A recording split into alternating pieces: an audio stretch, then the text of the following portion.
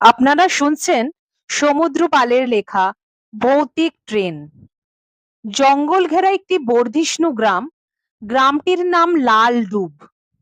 গ্রামের পাশ দিয়ে তীর তীর করে একটি নদী বয়ে গেছে। দিন রাত সেই নদী দিয়ে বয়ে চলেছে লাল রঙের জল।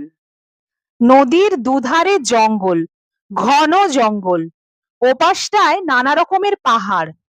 পাহাড়ের মাঝখান দিয়ে নদীর ওপর দিয়ে চলে গেছে ট্রেনের লাইন। একটাই লাইন। একটার বেশি ট্রেন যাওয়া বা আসা করতে পারে না। রাত্রিবেলায় কেবল দূর পাল্লার ট্রেনগুলো ওই পথ দিয়ে যাওয়া আসা করে, কারণ ওই সময় লোকাল ট্রেন বন্ধ হয়ে যায়। লালডুব গ্রামটায় জনবসতি খুবই কম। এখানকার মানুষজনদের সারাদিন চাষবাস করেই দিন কেটে যায়।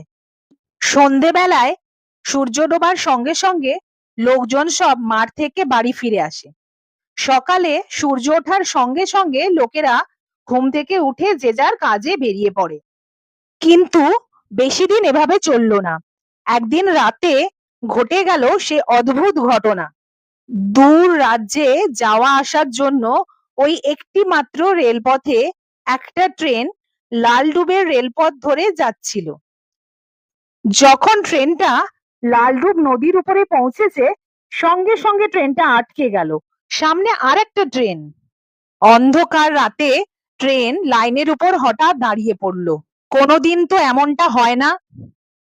যাত্রীরা অন্ধকারের মধ্যে জানলা দিয়ে দেখতে লাগলো। কোনো লাল আলো তো জ্বলছে না, তবে ট্রেনটা দাঁড়িয়ে গেল কেন? হঠাৎ তারা দেখতে পেল সামনে একটা ট্রেন। সকলে তাজ্জব বনে গেল। এই সময় সামনে আবার কিসের ট্রেন? ট্রেনের ড্রাইভার নেমে ট্রেনটার সামনে গিয়ে দেখলো ট্রেনটার মধ্যে লোকজন নেই, এমনকি ড্রাইভারকেও দেখা গেল না। তবে তবে এই ট্রেনটা এখানে এলো কি করে? ট্রেনটার মধ্যে যে গার্ড সাহেব ছিলেন, তিনি বেশ বয়স্ক আর অভিজ্ঞ গার্ড। তিনি টর্চ নিয়ে ট্রেনটার সামনে গিয়ে নম্বরটা দেখতে চেষ্টা করলেন। ট্রেনটার নম্বর 000। তাজ্জব ব্যাপার, এ নম্বরে তো কোনো ট্রেন নেই। তাহলে এই ট্রেনটা কোথা থেকে এলো? নিশ্চয়ই এটা কোনো ভৌতিক ট্রেন। ৩৫ বছর ধরে কাজ করছেন ভদ্রলোক, রেল কোম্পানির খুঁটিনাটি সব জানেন। গার্ড সাহেবের সঙ্গে ড্রাইভার যুক্তি করে নিল কিছুক্ষণ। তারপর প্রবীণ গার্ড সাহেব ড্রাইভারকে বলল, দেখো তো ট্রেনটাকে ড্রাইভ করে সরাতে পারো কিনা। ওটাকে সরানো না গেলে খুব মুশকিলে পড়তে হবে, কারণ জায়গাটা একেবারে নির্জন অন্ধকার। গাড়ি ভর্তি যাত্রী, তাদের চোখে মুখে ভয়ের ছাপ। ড্রাইভার টর্চ হাতে করে যেই না ড্রাইভার কেবিনে ঢুকছে, অমনি নিমেষের মধ্যে একটা ছায়া পাশে সরে গেল। ড্রাইভার সাহসী মানুষ, সহজে সে ভয় পায় না। প্রতিদিন তাকে কিছু না কিছু ভূত দেখতেই হয়। রোজ কত লোক রেল লাইনে মাথা দিয়ে আত্মহত্যা করছে, তারপর তাদের আত্মা ভূত প্রেত হয়ে রাস্তাঘাটে ঘুরে বেড়ায়। ড্রাইভার যেই না ট্রেনটা চালাবার উদ্যোগ নিল, অমনি একটা বিরাট কালো লোক, চোখগুলো তার আগুনের ভাটার মতো জ্বলছিল, মাথা ভর্তি তার ঝাঁকড়া চুল, আর হাতের নখগুলো তার অস্বাভাবিক লম্বা, পিছন থেকে এসে ছুঁড়ে ফেলে দিল ড্রাইভারকে বাইরে। বেচারা ড্রাইভার মাটিতে পড়ে জ্ঞান হারালো। অভিজ্ঞ প্রবীণ গার্ড সাহেব দেখলো সমস্ত ব্যাপারটা ভৌতিক কাণ্ড। মানুষের পক্ষে এর সমাধান করা অসম্ভব। আজ রাতে কিছুই করা সম্ভব হবে না। যাত্রীরাও তখন ভয়ে কাঠ হয়ে গেছিল।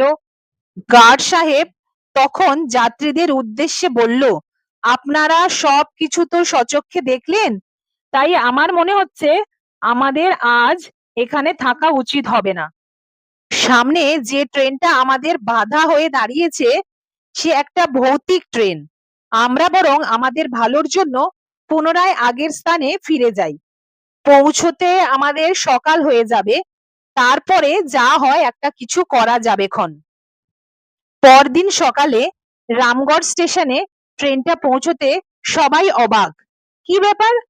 গার্ড সাহেব নিজে ট্রেন চালিয়ে নিয়ে এলো। যথারীতি ড্রাইভারকে অজ্ঞান অবস্থাতেই ট্রেন থেকে নামাতে হলো। স্টেশন মাস্টার সবকিছু শুনলো। 000 নাম্বারের ট্রেন তো তার খাতায় নোট করা নেই, আর মনে হচ্ছে ওই নাম্বারের ট্রেন তো সারা দেশেই নেই। পুরানো ফাইল পত্র বার করে দেখা হলো আগে কোনো ট্রেনের এই নম্বর ছিল কিনা। দেখা গেল আজ থেকে প্রায় 185 বছর আগে রামগড়ে রাজত্ব করত শেরওয়াজল। সেই রাজার সবচেয়ে প্রিয় সংখ্যা ছিল 000, আর তার ইচ্ছা অনুসারেই একটা ট্রেনের নম্বর দেওয়া হয়েছিল 000। তারপর রাজা মারা যাওয়ার পর কিন্তু ওই ট্রেনের ওই নাম্বার পাল্টানো হলো না। তার স্মৃতির উদ্দেশ্যে ট্রেনটায় ওই নাম্বারই রয়ে গেল 000। কিছুদিন পরে ট্রেনটা লালডুব গ্রামের ওই লাল নদীর ওপর দিয়ে যাওয়ার সময় ব্রিজ ভেঙে নদীতে পড়ে যায়। সেই ট্রেনে অসংখ্য যাত্রী ছিল, তাদের আর হদিশ পাওয়া যায়নি। এমনকি ট্রেনের একটা লোহাও তো আমাদের কাছে এসে পৌঁছায়নি। চারদিকে খবর দেওয়া হলো ট্রেনটাকে ওখান থেকে সরাবার জন্য। বিভিন্ন পুলিশ বাহিনী, মিলিটারি সবাই সেখানে হাজির হলো। কিন্তু কি আশ্চর্য, কোথায় সেই 000 নাম্বারের ট্রেন? রেল লাইন সম্পূর্ণ ফাঁকা, ট্রেনের কোনো চিহ্ন পর্যন্ত নেই। সঙ্গে সঙ্গে সেই রাতের গাড়ির ড্রাইভার আর গার্ডও এসে হাজির হয়েছে। তারাও সব দেখে শুনে হতভম্ব হয়ে গেল। তখন কারো বুঝতে অসুবিধা হলো না যে সমস্ত ঘটনাটা হলো ভৌতিক ব্যাপার, আর ট্রেনটাও ভৌতিক। সবাই তখন খুবই চিন্তায় পড়ে গেল, কি করা যাবে এখন? কারো মাথাতেই কিছু ঢুকছিল না। অবশেষে সেই লালডুব গ্রামের একজন বুড়ো লোক সেখানে এসে সবকিছু দেখে শুনে ভাবনা চিন্তা করে বললেন, সবে তো একদিন এরকম ভৌতিক কাণ্ডের ঘটনা শুনলাম, আজকের দিনটা না হয় দেখাই যাক, তারপর কাল না হয় কিছু না কিছু একটা করা যাবে খন। আমি 85 বছর এই গ্রামে আছি, জীবনে কখনো এইরকম ঘটনার কথা শুনিনি। ড্রাইভার সাহেব আর গার্ড সাহেব যখন দেখেছেন তখন কিছু না কিছু ভৌতিক ব্যাপার তো অবশ্যই আছে। বৃদ্ধের কথা মতো সবাই যে যার জায়গায় চলে গেল।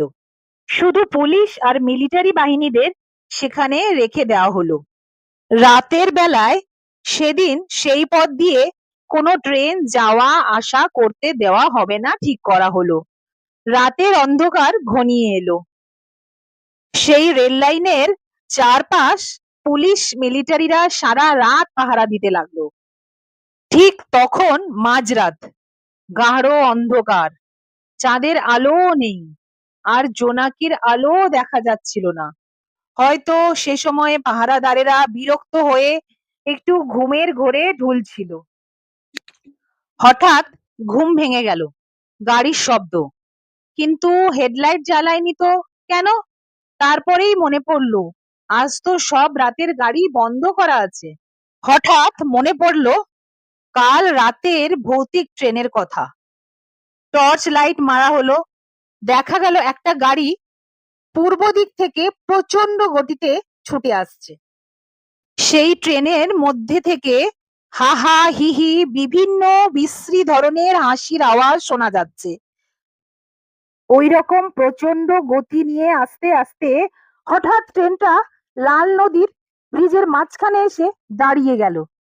পুলিশ মিলিটারিরা ঘন ঘন গুলি ছুটতে লাগলো ওই ট্রেনটাকে তাক করে, কিন্তু কিছুই হলো না, শুধু শুধু গুলি খরচ হলো। খটাখট করে গাড়ির সমস্ত পাল্লা খুলে গেল। প্রায় 1000 খানেক ছায়ামূর্তি সেই লাল নদীর মধ্যে নেমে গেল। পুলিশ আর মিলিটারিরা ভাবলো এই সুযোগ, সব ভূত এখন জলে নেমেছে। তারা দল বেঁধে ভাগ ভাগ করে ট্রেনের এক একটা কামরায় ঢুকলো। সঙ্গে সঙ্গে ট্রেনের কামরার দরজাগুলো ঝপাঝপ বন্ধ হয়ে গেল। মানুষ তো আর ভূতেদের সঙ্গে এঁটে উঠতে পারে না। তেনারা ছায়ার মতো জলে নেমেছিল, আবার কখন যে মানুষেরই ছায়া হয়ে চলে এসেছে তা কি মানুষের পক্ষে বোঝা সম্ভব? পরদিন সকালে গ্রামের লোকেরা সেই জায়গায় এসে হাজির হলো। দেখলো পুলিশ মিলিটারিদের মৃতদেহ পড়ে আছে লাইনের ধারে। বৃদ্ধ ভদ্রলোকটি এবার সত্যিই বুঝতে পারলো যে এটা সত্যি সত্যিই ভুতুড়ে ব্যাপার। নিশ্চয়ই ভূতগুলোর কোনো ক্ষতি করতে গিয়েছিল, তাই সবার এই দশা। খবর গেল রামগড়ে। খোঁজ খবর করতে লোকজন সব এলো। উপর মহলেও দ্রুত খবর ছড়িয়ে পড়ল। কিন্তু সকলের মুখেই এক কথা, এখন কি করা যাবে, এখন উপায় কি? কিছু একটা সমাধান করতে না পারলে গাড়ি যে অচল হয়ে যাবে। মন্ত্রীরা সব মাথা চুলকোতে লাগলো। তখন বৃদ্ধ বলল, এসব মানুষের পক্ষে সম্ভব নয়। এতদিন কোনো ঘটনা ঘটেনি, আজ হঠাৎ এমন ঘটনা ঘটলো কেন? নিশ্চয়ই কোনো রহস্য আছে। দুর্ঘটনা ঘটেছিল তো আজ থেকে প্রায় ১৪৩ বছর আগে। সব থেকে ভালো হবে ভালো একজন প্রবীণ অভিজ্ঞ গণৎকার দিয়ে উপায় বার করা। এখান থেকে বিরাজগড়ের দূরত্ব প্রায় ৩০ মাইল। সেখানে লোক পাঠানো হলো মোহাম্মদ ফরিদ গণৎকারকে ডেকে আনার জন্য। বিকেল সন্ধে নাগাদ ফরিদ ওঝা এলো। সে একটা ফর্দ করলো।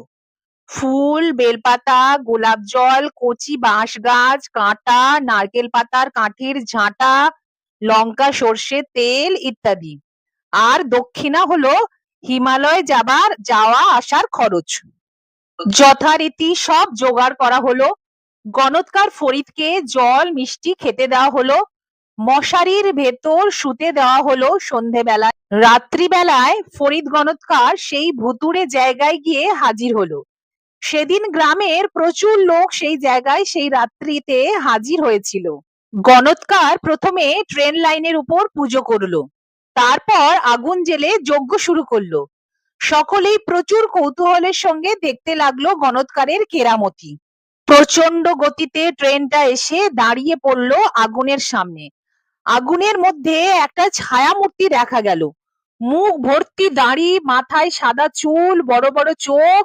সবাই দেখছে সেই দৃশ্য। কারো কারো ভয়ও লাগছে, তবুও মনে সাহস, গণৎকার আছে। ফরিদ গণৎকার আস্তে আস্তে চোখ খুললো। তারপর সে আগুনের মধ্যকার ভীষণ ছায়ামূর্তিটাকে জিজ্ঞাসা করলো, তুই কে, বল। কেন? এখন তো তোরা আমায় চিনতে পারবি না। আমি তোদের ভালো করেছি যে, তোদের জন্যে সব সময় চিন্তা করতাম, আর এখন আমায় চিনতে পারছিস না? ফরিদ গণৎকার বিরক্তি বোধ করে। সে গম্ভীরভাবে আবার জিজ্ঞাসা করে, তাড়াতাড়ি বল, কে তুই? আমি রাজা শেরওয়াজল। কেন তুই এরকম ক্ষতি করার চেষ্টা করছিস? আমি তো তোদের কোনো ক্ষতি করিনি। আজ থেকে প্রায় ১৫০ বছর আগে মরে গেছি।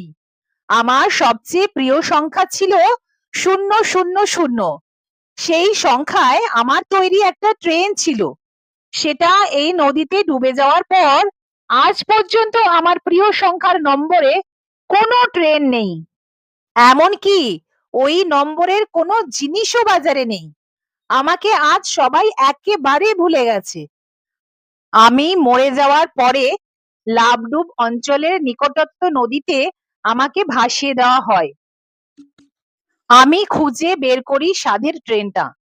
৫ দিন আগে আমার শেষ বংশধর মরে আমার কাছে এসেছে। এখন আমার বংশের সম্পর্কের কোনো লোক তোদের দেশে নেই।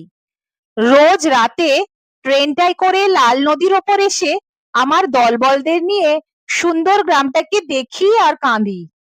তা এখন কি করতে চাস তুই? কি করলে তুই আনন্দ পাবি? আমার প্রিয় সংখ্যার একটা গাড়ি তৈরি করতে হবে। আমাদের আত্মার সদ্গতি করতে হবে, তাহলে আমি খুশি হব। বেশ, তাই হবে। কিন্তু তোর ওই গাড়িটা? ওই লাল নদীর একেবারে তলায় আছে। আমি আজই ওটা ছেড়ে দিচ্ছি। তোর লোক দিয়ে কাল তুলে নে। পরদিন সকালে ইঞ্জিনিয়ার আর মজুরের দল এলো। ট্রেন তোলা হলো। শেরওয়াজল এবং তার চেলা চামুন্ডাদের আত্মার সদ্গতি করা হলো। রাজার প্রিয় সংখ্যাটার ট্রেন চালু হলো। সুন্দর গ্রাম লালডুবের আর কোনো ভয় রইল না। সবকিছু আবার আগের মতোই চলল।